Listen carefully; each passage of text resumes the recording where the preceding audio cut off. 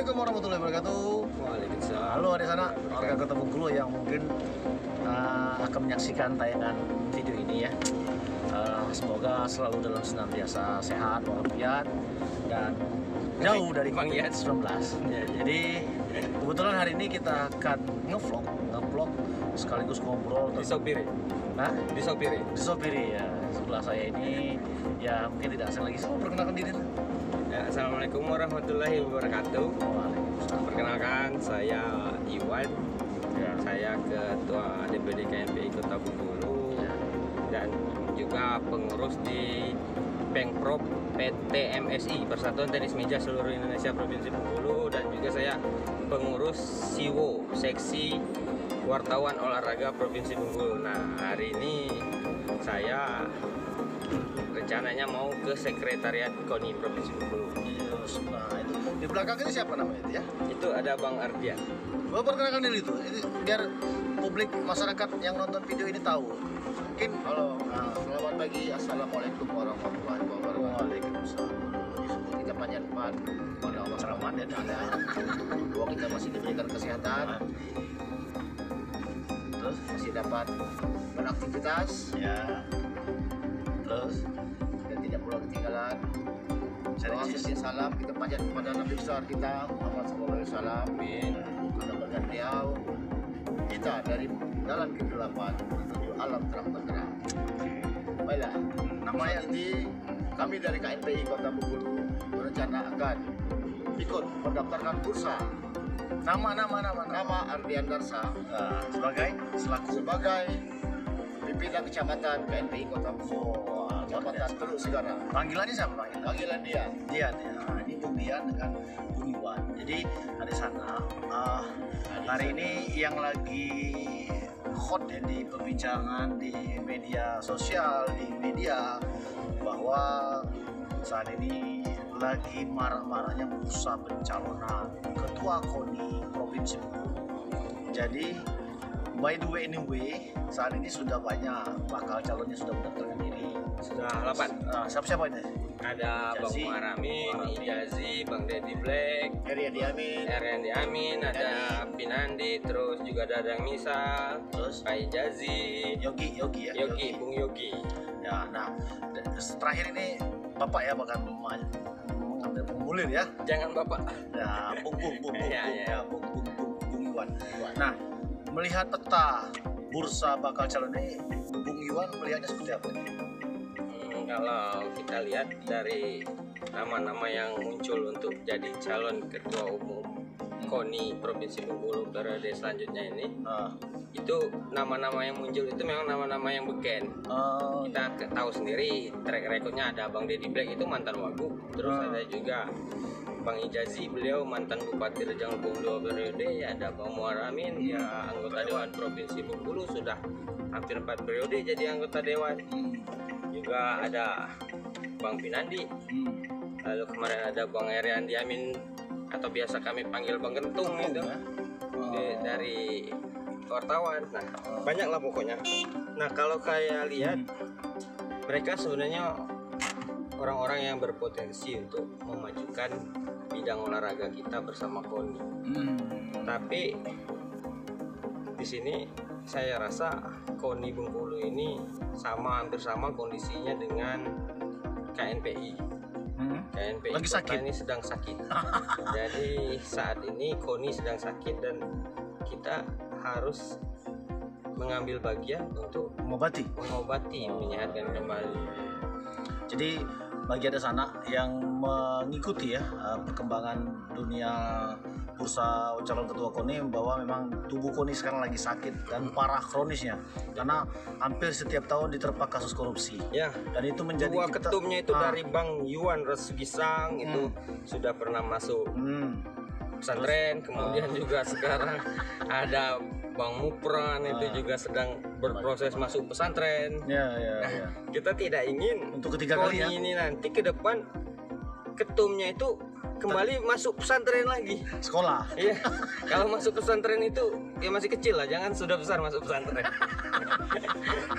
Nah, jadi memang ada sana dunia atau organisasi KONI ini lagi sakit, makanya diharapkan memang benar orang-orang yang bakal mencalonkan diri ini harus memiliki visi misi yang jelas. Ya, Kemudian harus berintegritas lah.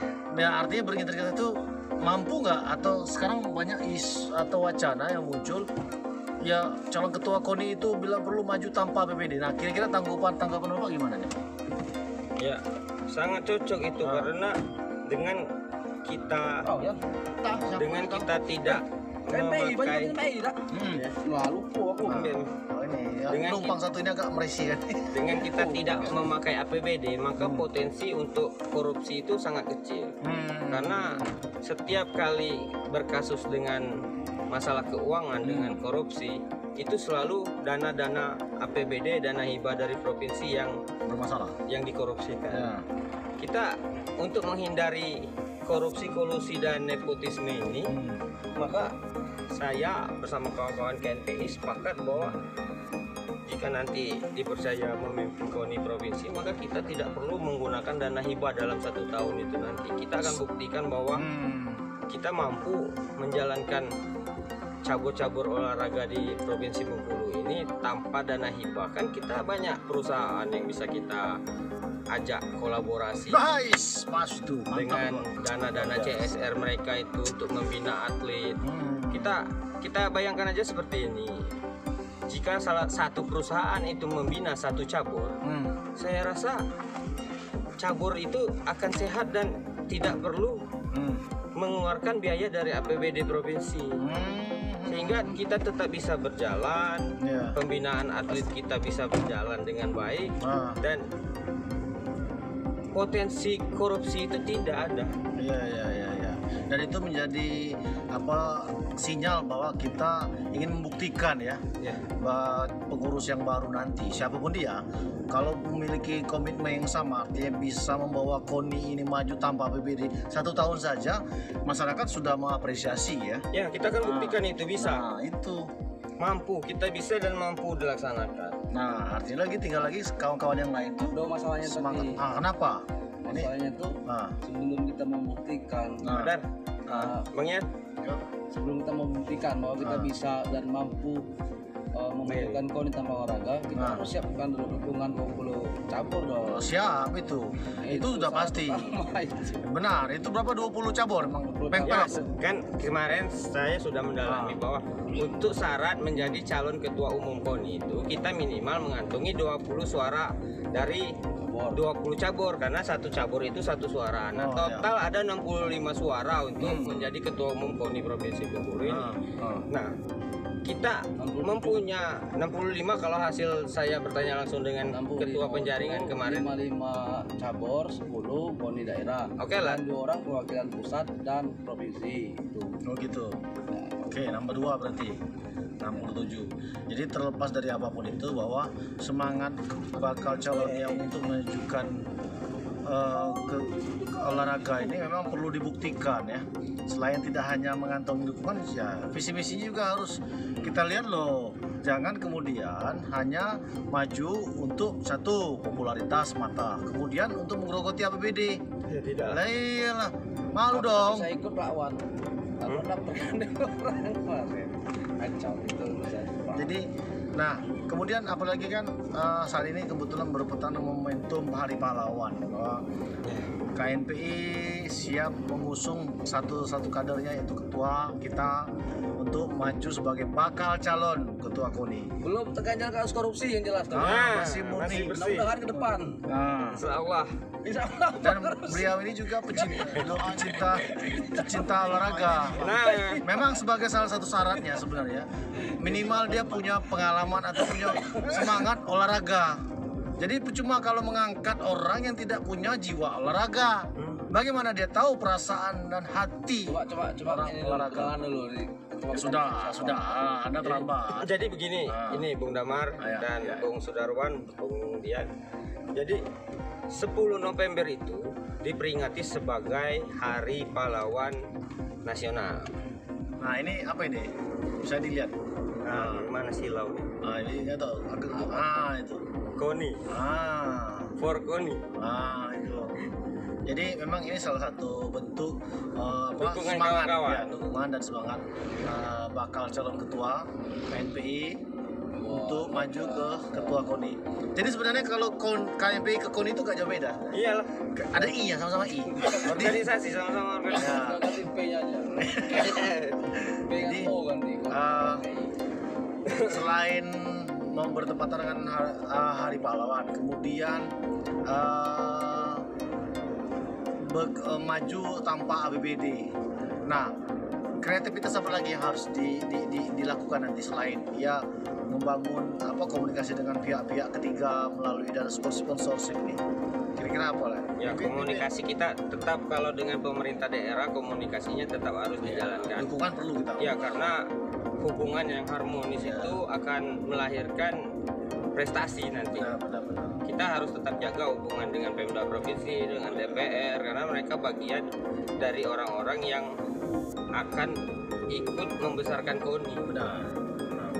Jadi begini, bahwa memang KONI dituntut untuk bersih. Makanya sebagai jawaban bagi bakal calon yang punya semangat yang sama dengan bakal calon kita ini, kalau Anda mampu silakan berani berstatement bahwa siap maju ketua KONI tanpa APBD. Berarti bukan tidak mau, artinya ini ingin membuktikan bahwa KONI bisa, atau ketua yang terpilih itu bisa dan mampu bekerja tanpa dana pemerintah. Dan ketua KONI itu kalau menurut saya sih, setelah dia nanti terpilih dan dia dilantik, itu perlu tanda tangan fakta integritas.